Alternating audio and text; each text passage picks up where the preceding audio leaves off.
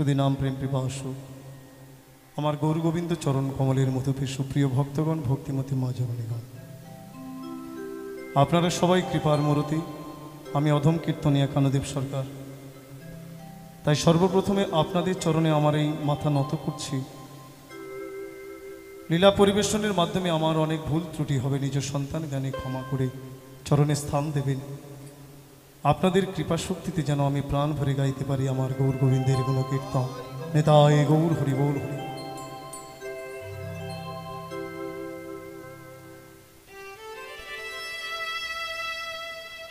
আজকে আমরা বিষয় আস্বাদন করব বৈষ্ণবের কথা। জগতে বৈষ্ণব কৃপা বলবৎ। আপনি যদি পদ্মমনে গিয়ে বলেন পদ্ম মহারাজ আমার একটু মধু দেবে, পদ্ম কি বলবে মধু আমার, এটা সত্য কথা, কিন্তু মধু আমার দেবার শক্তি নেই। মধু আছে মধুবের কাছে, অর্থাৎ ভ্রমরের কাছে। তোমার যদি মধু পাওয়ার বাসনা থেকে থাকে তাহলে তুমি ভ্রমরকে আশ্রয় করো, সে তোমায় মধু দিতে পারে। তেমনি ভগবানের প্রেম ভক্তি মধু সঞ্চিত আছে সাধক বৈষ্ণব মধুবের কাছে, অর্থাৎ ভ্রমরের কাছে। হে জগবাসী, যদি এই প্রেম ভক্তি মধু পাবার বাসনা থেকে থাকে তাহলে সাধক বৈষ্ণব মধুবের চরণ আশ্রয় করতে হবে। রাধে রাধে, হরিবোল হরিবোল। জয়রূপী সনাতন ভট্ট রঘুনাথ, শ্রীজীবী গোপাল ভট্ট, দাস রঘুনাথ, দাস রঘুনাথ। এই ছয় গোসাইয়ের করি চরণ বন্দন, চরণ বন্দন। যাহা হইতে বিঘ্ন নাশ, অভীষ্ট পূরণ। তাই আজকের বিষয় আস্বাদন করব স্বর্গস্বামীর মুকুটমণি সনাতন গোস্বামী পাদের কথা। আজকের বিষয় ভক্ত সনাতন গোস্বামী। নিতাই গৌর হরিবোল হরিবোল। এই যে রূপ সনাতন, যাদের কৃপায় এখন বৃন্দাবনে গিয়ে আমরা লীলাস্থলীগুলি দর্শন করি। এই বৃন্দাবন অপ্রকট বৃন্দাবন, লীলাস্থলীর কোনো চিহ্ন ছিল না। কে বলে দেবে কোনটা কোন লীলাস্থলী? ভগবান শ্রী গোবিন্দ যখন দ্বারকায় মহাপ্রয়াণ করলেন, এই জগৎ থেকে তিনি যখন চলে গেলেন, কৃষ্ণ বিরহে ব্রজবাসীগণ সবাই প্রাণ ত্যাগ করেছিলেন, কেউ বেঁচে ছিল না। তাই বৃন্দাবন ধাম লুপ্ত হয়ে গিয়েছিল, সকল তীর্থ অপ্রকট। এই বৃন্দাবন শ্রীমন মহাপ্রভু এক এক করে স্বর্গস্বামীকে শক্তি সঞ্চার করে বৃন্দাবনে পাঠিয়ে এই অপ্রকট বৃন্দাবন প্রকট করেছে। রাধে রাধে। একটু করে যমুনার জল আর এক মুষ্টি চানা খেয়ে তারা বৃক্ষতলায় বসে রাধাকৃষ্ণকে অন্বেষণ করেছে। কত কষ্ট তাদের। আর এখন আমরা দেখি মঠ মন্দিরে মহারাজ্যের কত সুখ। এই স্বর্গস্বামীদের পন্থা অনুভব করে অনুসরণ করেও তারা চরম ভোগ করছে। জগতের জীব আমাদের এই সংসারী জীবগণকে দেখে বড় পরিহাস করে, কিন্তু সংসারী জীব বড় পবিত্র। রাধে রাধে। ত্যাগী সন্ন্যাসীগণ সংসারীদের থেকে দূরে থাকে, একবার অনুভব করুন। কেউ হয়তো বাল্যকালে চলে গেছে, আশ্রমবাসী হয়েছে, জীবনে তার কোনো সময় যদি সংসারের কথা একবার মনে হয় যে আমার মা কেমন আছে, বাবা কেমন আছে, আমার ভাই কেমন আছে, সারাটা জীবনের ভজন সাধন তার চূর্ণ বিচূর্ণ হয়ে যায়। তাই মাগো, বৃহৎ ভক্তিতত্ত্ব সারে বলছে সংসারী জীব ওই শ্রেষ্ঠ জীব। তবে সংসারী জীব যদি না থাকতো না তাহলে আমাদের মঠ মন্দিরগুলো চলতো না। কেন বাবাজি মহারাজ যারা, তারা তো আর চাষ করে না। চাষ করে কারা? গৃহী। হ্যাঁ, এই গৃহস্থগণ চাষ করে ফল উৎপাদন করে তারা দুহাত ভরে দেয়, তাই তারা বৈষ্ণব সেবা দেয়। নেতাই গৌর হরিবোল হরিবোল। জয় রাধে রাধে। এই যে রূপ সনাতন, এরা ব্রাহ্মণ সন্তান, যাদের নাম ছিল অমর সন্তোষ। কিন্তু গৌরেশ্বর হুসেন শাহ, যাদের রূপে মুগ্ধ হয়ে গুণে মুগ্ধ হয়ে তাদের কর্মে লিপ্ত করেছিলেন, যাদের নাম দিয়েছিলেন শাকর মল্লিক দবির খাস। শাকর মল্লিক অর্থে সনাতন গোস্বামী। মন্ত্রিত্ব পদ দিয়েছিলেন বাদশাহ হুসেন শাহ। আর দবির খাস অর্থাৎ রূপ গোস্বামীকে দিয়েছিলেন ধনভাণ্ডার রক্ষণাবেক্ষণের ভার। এইভাবে যবনের অন্নে প্রতিপালিত হতে হতে তারা যখন যবন হতে বসেছে, বিষয় তাদের আর ভালো লাগছে না। তারা দণ্ডপত্র লিখে শ্রীমান মহাপ্রভুকে জানাতেন, প্রভু আমরা বিষ্ঠার গর্তে পড়ে আছি, কতদিন এই বিষ্ঠার গর্তে থাকবো, কৃপা করে এসো প্রভু, আমাদের কেশের মুঠি ধরে টেনে তুলে নাও।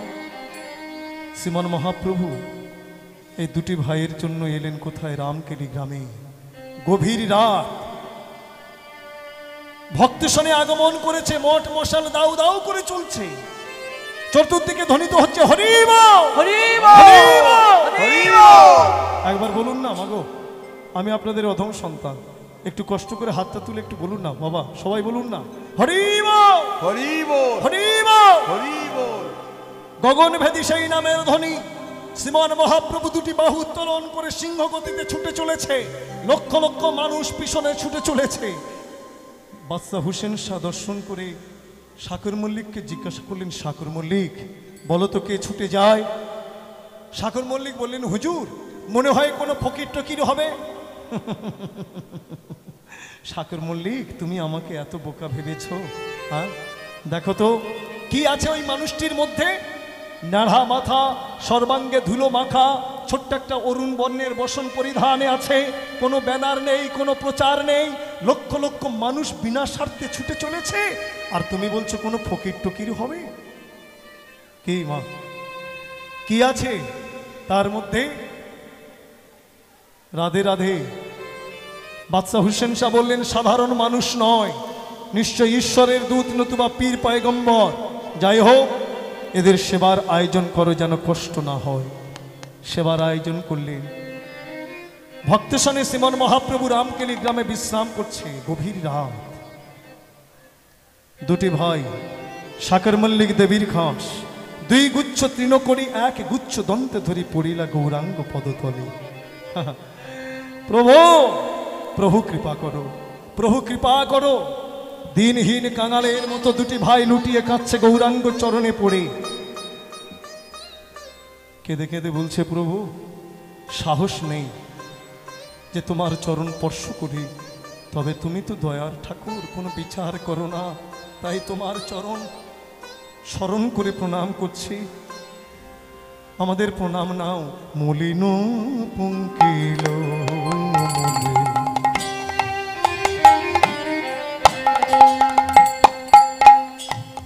কেমনে পুজিব তোমার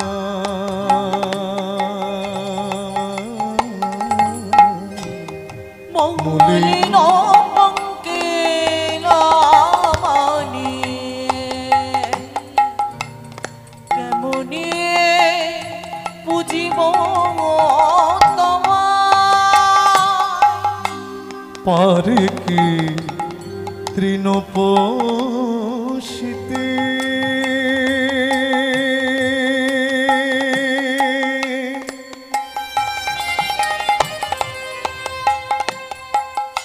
জ্বলন্ত অনল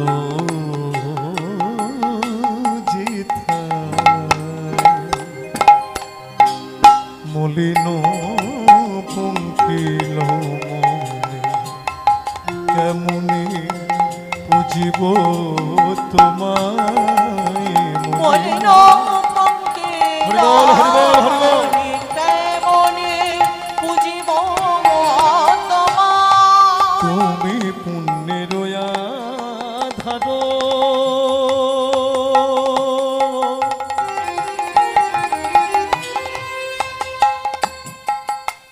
জ্বলন্ত অনল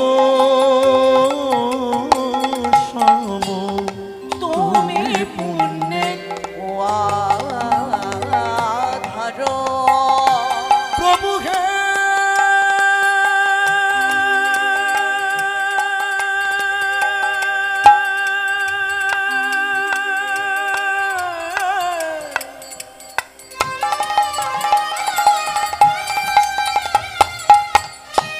প্রভু হে প্রভু হে প্রভু হে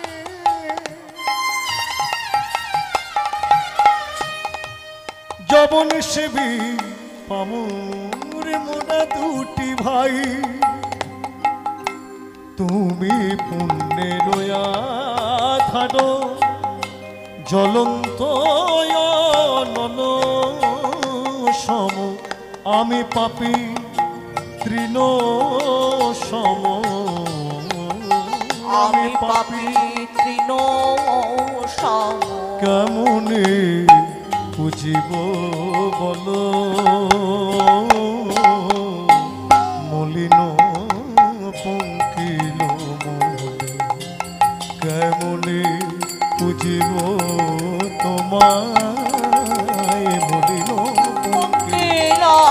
মনে কেমনে বুঝিব তোমায়, শুনে তবু নামের গুণে,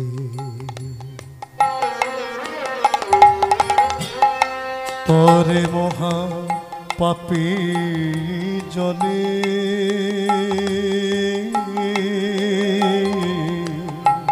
শুনে তবু নামের গুণে, তারে মহা পাপী জানি, লইতে পবিত্র না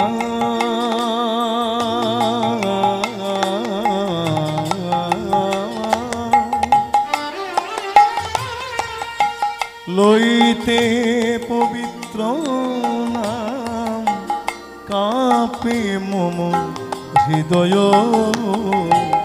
অভ্যস্ত এই পাপের সেবা।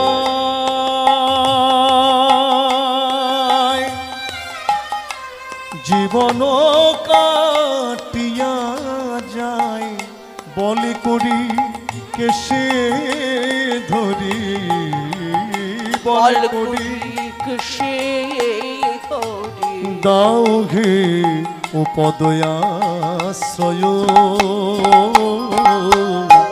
মলিন পঙ্কিল মনে, কেমনে পুজিব তোমায়। মলিন হরি বল, হরি বল। মনে কেমনে বুঝিব প্রভু গো, প্রভু গো, প্রভু গো, ওহে প্রাণ গৌর হরি। প্রভু জবন সেবী পামর দুটি ভাই মোরা, কৃপা করো প্রভু। শ্রীমন মহাপ্রভু বললেন, শুনো শুনো হে রূপ দবির খাস, জন্মে জন্মে তোমরা দুই কিঙ্কর আমার, আজ হইতে তোহার নাম রূপ সনাতন। দন্য ছাড়ো তোমাদের দন্যে ফাটে মোর মন। শোনো, আজ হইতে তোমাদের দুটি ভাইয়ের নাম শাকের মল্লিক দবির খাস নয়, আমি তোমাদের দুটি ভাইয়ের নাম রাখলাম রূপ আর সনাতন। শ্রীমন মহাপ্রভু কৃপা করলেন, রামকেলি হইতে বিদায় নিলেন, রাজমহলে আগমন করলেন শ্রীমন মহাপ্রভু।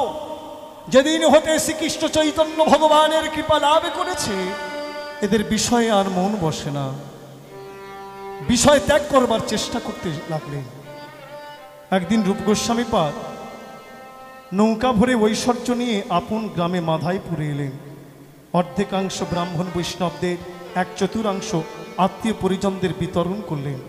অবশেষে ছোট ভাই অনুপমকে সঙ্গে নিয়ে প্রয়াগে গেলেন, শ্রীকৃষ্ণ চৈতন্য ভগবানের চরণ আশ্রয় করলেন।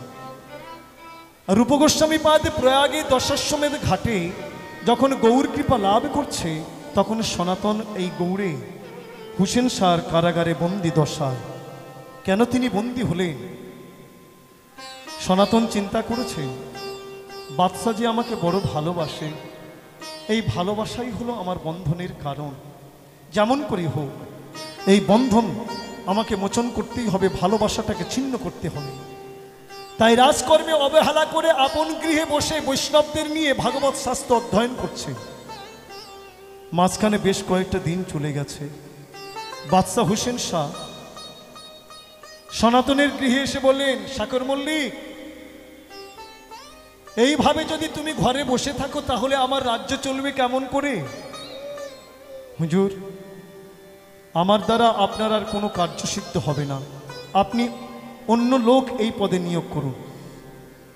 বললেন, সে কি? আমি যুদ্ধে যাই, আমি শিকারে যাই, আমার দ্বারা তো রাজ্য পরিচালনা হবে না। বললেন, হুজুর, আপনি তো শাসনকর্তা, আপনার কর্মে যারা ফাঁকি দেয় তাদেরকে আপনি দণ্ড প্রদান করেন। আমি আপনার কর্মে ফাঁকি দিয়েছি, তাই আমাকে দণ্ড প্রদান করুন। তাই বাদশাহ হুসেন শাহ সনাতনকে বন্দী করেছিলেন।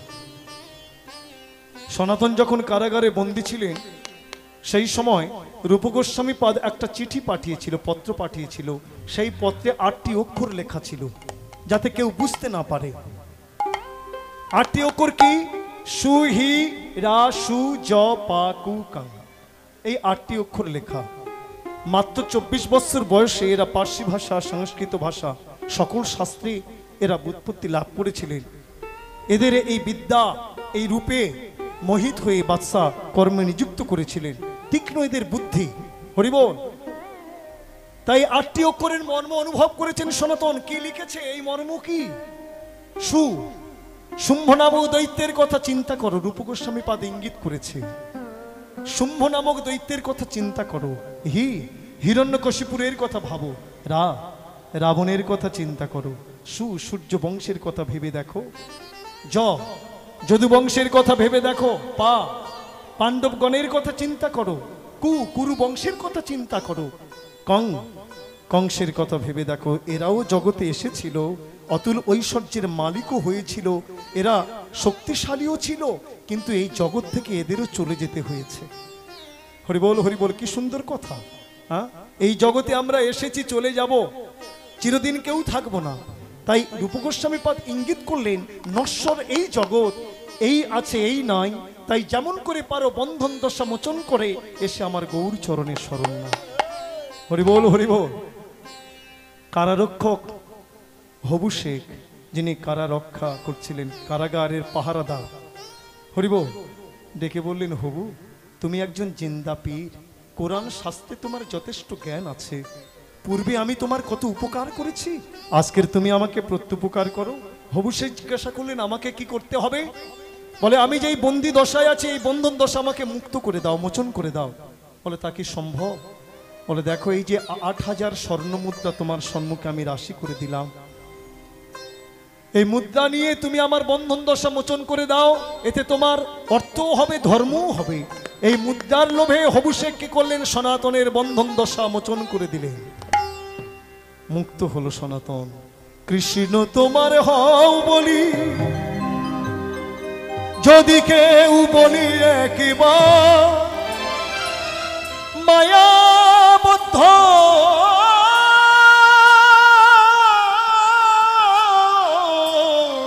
হইতে কৃষ্ণ তারে করে পা। কেউ যদি একবার দুটি বাহু তুলে বলে, হে কৃষ্ণ, তুমি বিনা এই জগতে আমার কেউ নেই, ভগবান কি করে তার বন্ধন দশা মোচন করে দেয়। একবার বলুন না, হরিবল। এই যে আপনারা হরিবল বললেন, হাত তুলে, মা, বিফলে যাবে না। শ্রীন্নতা শকতা কৃষ্ণ পুণ্য শ্রবণ কীর্তনম হৃদ অন্তস্থ জবদ্রাণী বিধূনতি সুহিত শতা। অনাদিকালের বহির্মুখতা, অনাদিকালের দুষ্কৃত কর্ম আমাদের এই হৃদয়ে মাঝে পাললিক শিলার মতো জমে আছে। মাগো, আপনারা তো ঘর পরিষ্কার করেন, ঘরে যদি ময়লা পড়ে আমরা কি করে ঝাঁটা দিয়ে পরিষ্কার করে দিই, ঝেড়ে দিই, কিংবা জল দিয়ে ধুয়ে ফেলি। কিন্তু এই দেহ ঘর সেই অনাদিকাল হতে আবর্জনায় পরিপূর্ণ হয়ে আছে। ঝাঁটা দিলেও যাবে না, সাবান মাখলেও যাবে না। তাহলে এই ময়লা পরিষ্কার করবে কে? ভগবান। ভগবান কেমন? ভগবান হলেন সুহিত শতাম, অর্থাৎ ভক্তজনার বন্ধু। কেউ যদি একবার নয়নের জল সার করে দুটি বাহু তুলে কেঁদে বলে, হে কৃষ্ণ, হে প্রাণনাথ, তুমি বিনা এই জগতে আমার কেউ নেই, ভগবান কি করে ভক্তের নয়নের জল দর্শন করে ভক্তের হৃদয়ে প্রবেশ করে। কিভাবে প্রবেশ করে? কর্ণকুহর দিয়ে।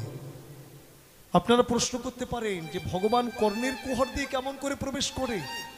দেখবেন কেমন করে প্রবেশ করছে। একবার হাত তুলুন, আবার জোর করে বলুন হরি বল, হরে কৃষ্ণ, হরি বল। এই যে নামের ধ্বনি আপনারা উচ্চারণ করলেন, নাম উচ্চারণ করলেন, সেই ধ্বনি আপনাদের কর্ণে পৌঁছেছে। বৈষ্ণব কি বলছে, শাস্ত্রে কি বলছে? যেই নাম সেই কৃষ্ণ ভজ নিষ্ঠা করি, নামের সহিতে আছেন আপনি সে হরি। নামরূপ কৃষ্ণ, কথারূপ কৃষ্ণ, ধ্বনিরূপ কৃষ্ণ, একটাই বস্তু। যেই নাম আবার সেই কৃষ্ণ, যেই কৃষ্ণ আবার সেই নাম, ভেদাভেদ নেই, একটাই বস্তু। তাহলে যে আমরা কৃষ্ণ নাম উচ্চারণ করলাম, সেই নাম কোথায় পৌঁছেছে? আমাদের কর্ণমূলে। আমরা কৃষ্ণ নাম শ্রবণ করেছি, তাহলে নাম রূপ যদি কৃষ্ণ হয়, তিনি তো আমাদের কর্ণমূলে পৌঁছে গেছে, কি যায়নি? হরিবল হরিবল। তিনি ধীরে ধীরে হৃদয় মাঝে প্রবেশ করে কি দেখে? আরে এই ভক্ত আমার নাম আশ্রয় করেছে, নয়নের জল আশ্রয় করে। আমি এর হৃদয় মাঝে প্রবেশ করে কি দেখছি? এর হৃদয়টা তো আবর্জনায় পরিপূর্ণ হয়ে আছে। আমি এসেছিলাম এর হৃদয় মাঝে কি কৃপা করবার জন্য, কিন্তু আমার তো বসার একটুও জায়গা নেই। এই আবর্জনায় পরিপূর্ণ হয়ে আছে। কোন আবর্জনা? কামনা বাসনার আবর্জনা। হৃদয়টা পরিপূর্ণ হয়ে আছে, ভগবানের বসার জায়গা নেই। ভগবান তখন ফিরে এলেন, ভক্তের সম্মুখে দাঁড়িয়ে বলছে, হে ভক্ত, আমি তোমার হৃদয় মাঝে গিয়েছিলাম, কি দেখলাম জানো? কি দেখলে প্রভু? তোমার হৃদয়টা আবর্জনায় পরিপূর্ণ হয়ে আছে, আমার তো বসার জায়গা নেই, তাই আমি ফিরে এসেছি। ভক্ত তখন করজোড়ে বলছে, প্রভু তুমি না নিজের পরিচয় প্রদান করো, তুমি গর্ব করে বলো সুহৃৎসতা অর্থাৎ ভক্ত জনার বন্ধু। হে প্রভু, এই জগতের বন্ধু বন্ধুর জন্য কত কিছু করে, তুমি তো পরম বন্ধু। তুমি কি পারলে না?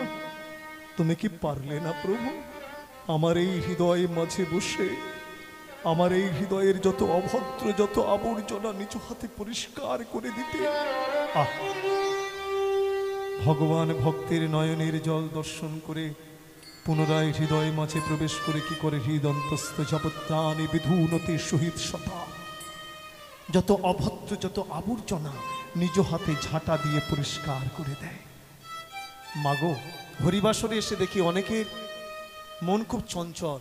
ওই পথে কে যাচ্ছে তার দিকে লক্ষ্য, অমুক বাড়ির ওই মেয়েটি এসেছে কিনা, হরিবল খুঁজে বেড়া। বুঝতে হবে এর মনটা না চঞ্চল হয়ে আছে। কেন? এর হৃদয় মাঝে গোবিন্দ বসছে না, নামরূপ কৃষ্ণ বসছে না। এই যে নাম শ্রবণ করছে, নাম বসছে না, বারবার ফিরে আসছে, তাই মনটা চঞ্চল হয়ে যাচ্ছে। রাধে রাধে শুনতে হবে, যদি বুঝতে না পারেন তাও শুনতে হবে।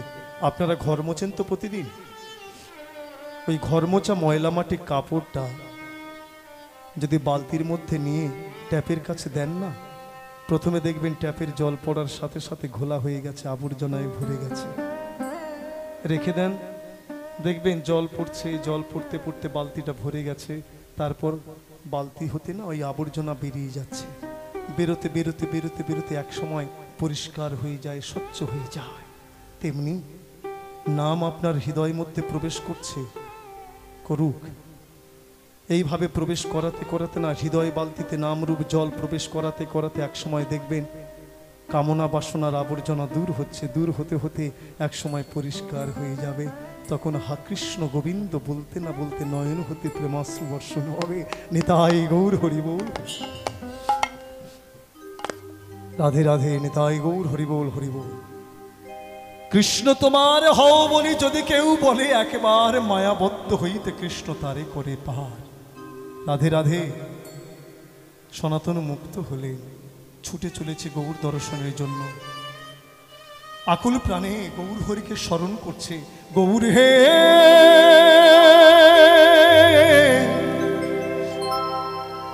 ওহে প্রাণ গৌর হে, নাও না সঙ্গে করে আমায়, নাও না সঙ্গে করে আমায়, নাও না সঙ্গে করে।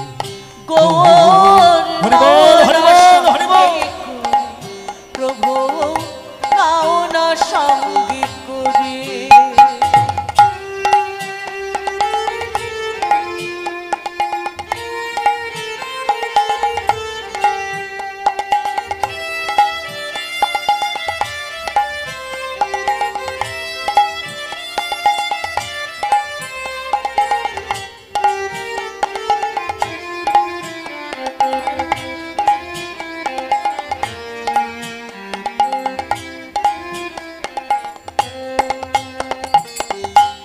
সাথের সাথী কেউ নাই আমার।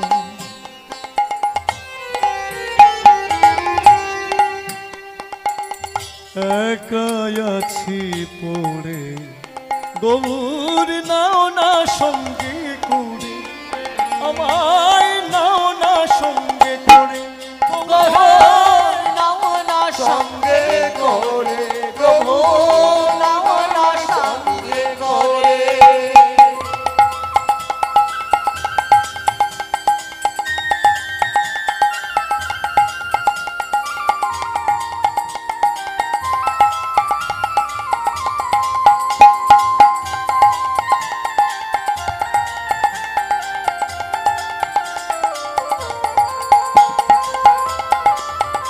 হরিবল হরিবল হরিবল হরিবল।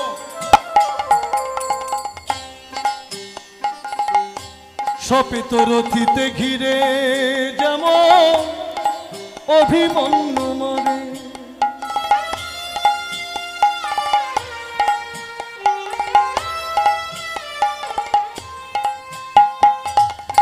শপিত রথিতে ঘিরে যেমন অভিমন্যু মরে,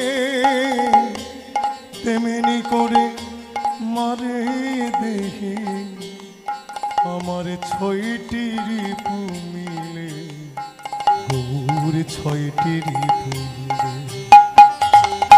ফুলে ফুটিল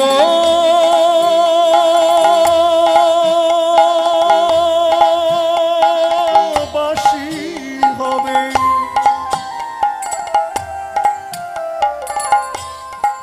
গৌর হে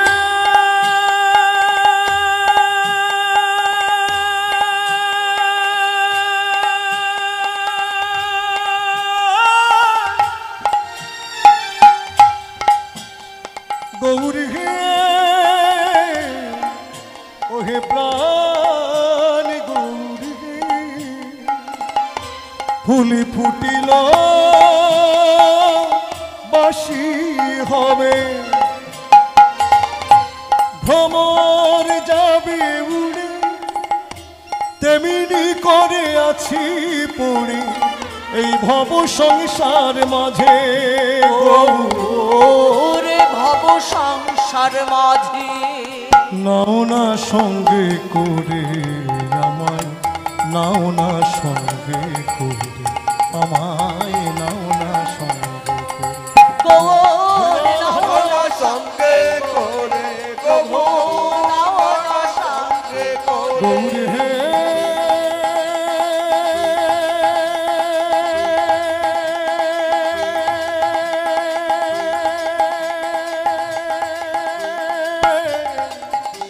ওহে প্রাণ গৌর হে। গৌর দর্শনের লালসায় ছুটতে ছুটতে পাতলা পর্বত অতিক্রম করে হাজিপুরে এলেন। সনাতনের ভগ্নিপতির নাম হলো শ্রীকান্ত। শ্রীকান্তের সঙ্গে পরিচয় হলো। শ্রীকান্ত একটা বহুমূল্যের ভোট কম্বল দিলেন শীত নিবারণের জন্য। প্রবল উৎকণ্ঠায় ছুটতে ছুটতে এলেন কোথায়? কতদিন পরে আগমন করলেন কাশীধামে। কাশীধামে আগমন করে লোকমুখে শুনলেন শ্রীমন মহাপ্রভু শ্রীকৃষ্ণ চৈতন্য ভগবান সবে মাত্র বৃন্দাবন দর্শন করে এই কাশীপুরে এসেছে। পুঁথি লেখক চন্দ্রশেখর আচার্যের ঘরে মহাপ্রভু অবস্থান করছে। দিনহীন কাঙালের মতো সনাতন ছুটে এলেন চন্দ্রশেখর আচার্যের গৃহের দ্বারে। ডুকরে ডুকরে কাঁদছে, প্রভু আমার সাহস নেই, আমি কেমন করে তোমার সম্মুখে যাব? আমি যবন সেবী পানো, এই হাতে আমি যবনকে সেবা করেছি। তাই প্রভু আমি তোমার কাছে তো যেতে পারি না, তবে তুমি তো কোনো বিচার করো না, তোমার কাছে সব সূচি। মনের কথা গৌর চরণে নিবেদন করছে। প্রভু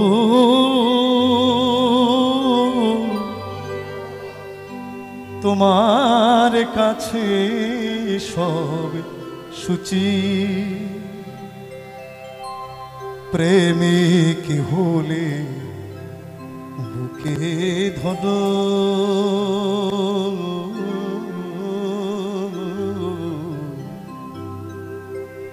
প্রেমিক হলে বুকে ধরো, কিবা ব্রাহ্মণ কিবা মুচি প্রভু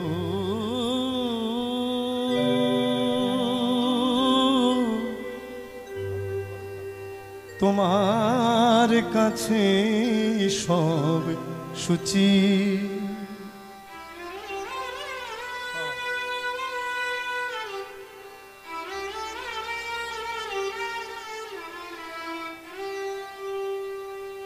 কি বাতিত কিবা মিঠো তোমার কোন রসে নাই অরুচি, কি বাতিত কিবা মিঠো তোমার কোন রসে নাই অরুচি। তুমি কলার ছোবা যেচে খেলে, তুমি কলার ছোবা, কলার ছোবা যেচে খেলে, ত্যায্য করি মিঠাই লুচি। হরি বল হরি বল। কলার ছোবা খেয়েছিল না? কার ঘরে? বিদুরানীর ঘরে। দুর্যোধন ভগবান শ্রী গোবিন্দকে নিমন্ত্রণ করেছিল যে তুমি আমার ঘরে আজকে সেবা করো।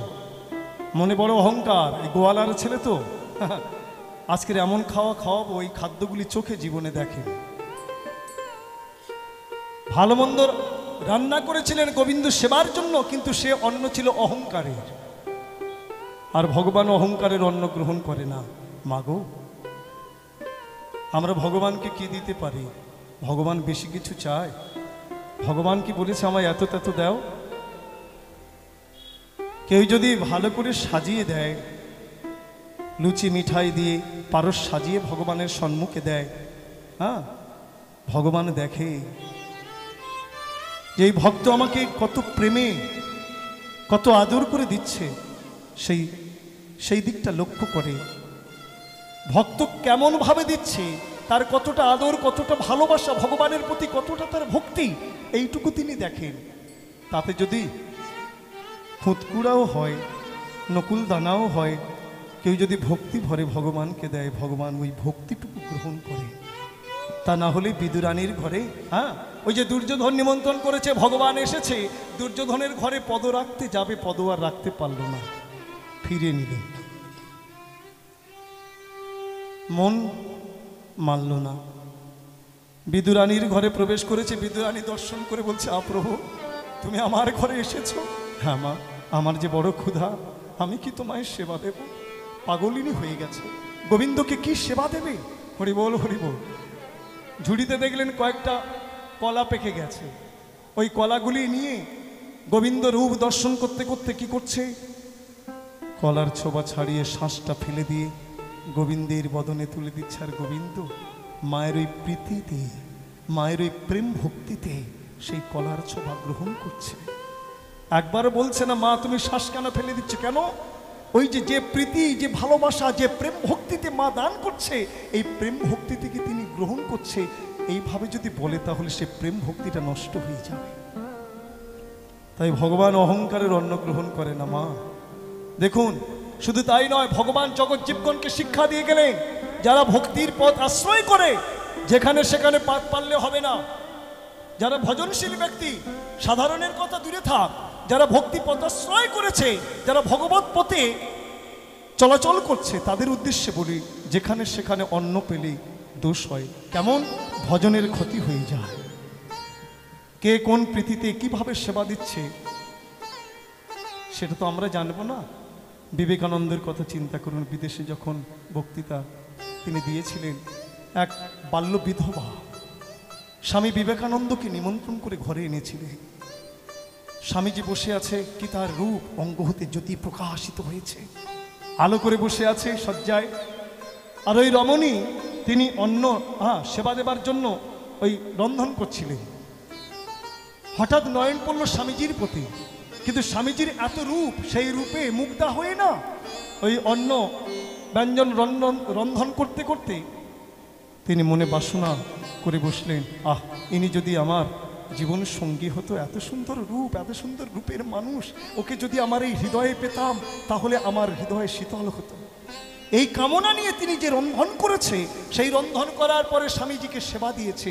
সেবান্তে কি হলো, স্বামীজির গাত্রদাহ শুরু হয়ে গেল, জ্বালা শুরু হয়ে গেল, সইতে পারছে না, সব খুলে ফেলেছে। এই শানের মধ্যে গড়াগড়ি দিচ্ছে, জ্বালায় ছটফট করছে। অবশেষে চিন্তা করলেন স্বামীজি, এত জ্বালা কেন, কেন এত জ্বালা? তখন তিনি ধ্যানে বসলেন, ধ্যানে অনুভব করলেন যে ওই রমণী রন্ধন করতে করতে এইরূপ কামনা করেছে, সেই কামনার অন্ন পেয়ে আমার এইরূপ জ্বালা হয়েছে। নিতাই গৌর হরি বল। শুধু তাই নয় মা, দেখুন বেশভূষারও প্রয়োজন আছে। সঙ্গদোষ যেমন, অন্নদোষ, ভূমি দোষ, সবটাই আছে। এর জন্য আমরা দেখবেন পূজার আসনে বসে ভূত শুদ্ধি, আসন শুদ্ধি, তুলসী শুদ্ধি, হ্যাঁ, পুষ্প শুদ্ধি, এগুলো আমরা করি। হরিবল হরিবল। এই যে সঙ্গদোষ আছে, আবার বেশেরও দোষ আছে। বেশভূষা যদি মার্জিত না হয় তাহলে কিন্তু ক্ষতি হয়ে যায়। হ্যাঁ, একটা ছোট্ট গল্প বলি, ঠাকুর অনুকূল চন্দ্রের কথা। ঠাকুর কোনো এক গ্রামে গেছে, আশেপাশে গ্রামবাসীগণ তারা এসেছে ঠাকুরকে দর্শন করতে। হরিবল হরিবল। আর আশেপাশে রমণীগণ ওই ঠাকুরের দর্শন করবার জন্য এসেছে। তারা কিভাবে, গৃহে যত অলংকার ছিল সকল অলংকার পরেছে, হ্যাঁ, বহুমূল্যের শাড়ি পরেছে, তীব্র তাদের বেশ। এই বেশে ঠাকুরের কাছে এসেছে। ঠাকুর তখন দেখে বলছে, বাহ, তোমাদের তো সুন্দর দেখতে, তোমরা কি সুন্দর সেজেছো গো, তোমাদের দেখে না আমার ইচ্ছা হচ্ছে তোমাদের বিয়ে করি। রাধে রাধে। তখন সেবক বললেন, এ মাগো, এই বেশে, এই তীব্র বেশে মহাত্মার দর্শনে আসতে নেই। কোনো মহাত্মাকে দর্শন করতে গেলে সাধারণ বেশে যেতে হয়। রাধে রাধে। তারপরে ওই রমণীগণ কি করলেন, গৃহে ফিরে তারা ওই অলংকার ত্যাগ করে সাদা শাড়ি, আলতাপা, ওই যে লাল পেড়ের সাদা শাড়ি, সে বিষ্ণু, আর ওই শাঁকাপলা পরে সাধারণ বেশে যখন ঠাকুর অলকুন চন্দ্রের সম্মুখে গেলেন, ঠাকুর তখন বলছে, মাগো, এবার তোমাদের দেখে না আমার একটা প্রণাম করতে ইচ্ছা করছে। রাধে রাধে। বেশেরও প্রয়োজন আছে। শুধু তাই নয় যে অন্ন দোষ, যেখানে সেখানে সাধকগণ যদি গিয়ে পাত পারে তাহলে ক্ষতি হয়ে যায়।